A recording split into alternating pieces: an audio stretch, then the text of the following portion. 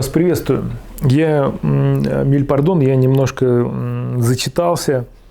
Здесь есть на чем сакцентироваться.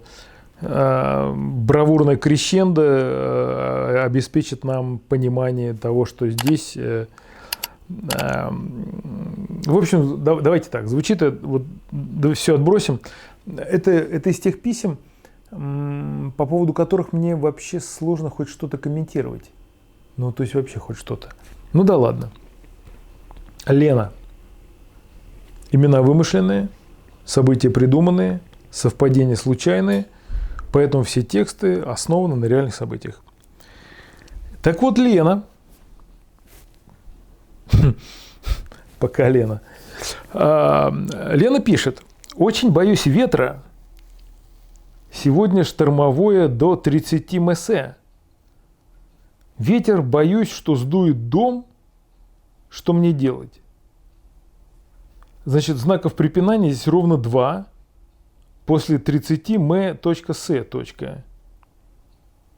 Потом после дома какой-то странный апостроф. Я не очень знаю, что это такое. Это какая-то там вот черточка. Еще раз, внимательно. Я сразу заявил, что комментариев я давать никаких не буду. Я их буду ждать от вас. Потому что Лена сразила меня краткостью. Короче, было бы только я, Лена, и все. А ну, дальше я от себя уже добавил. Ну так вот, очень боюсь ветра. Сегодня штормовое до 30 м. Ветер, боюсь, что сдует дом. Что мне делать? Все.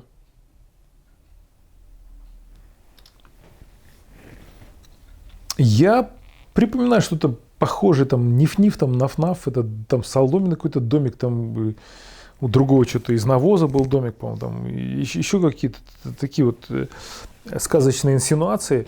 Вот, но, по-моему, победил Пруф-Пруф, ну, как-то, в общем, как-то так его звали, свои знали, мои звали. Вот, и волк там, я помню, надорвался, получил грыжу.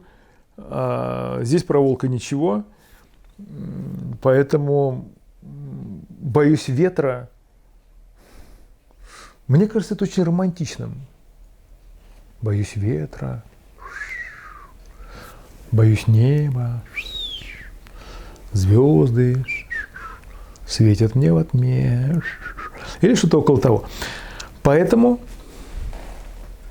пишите, если кто-то вот чего-то про это знает, боюсь ветра, воды, что там еще, стихии огня, земли, там трансцендентов, этих чертогов, что там у них еще, каких вратов, куда-то там что-то должно происходить, погружаться.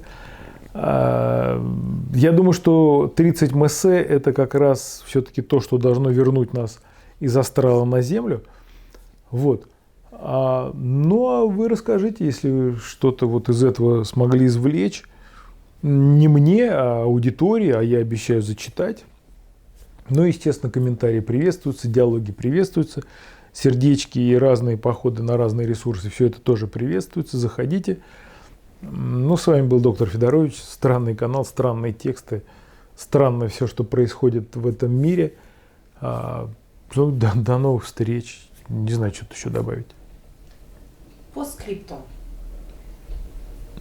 Это фобия, это крайнее проявление тревожного расстройства. Что это может быть такое, что природные явления реально начинают тебя пугать? Кто-то боится грома, кто-то боится ветра, кто-то боится извержения вулкана. Может быть, это гиперэстезия, это когда ты от незначительных стимулов испытываешь сверхмощное ощущение.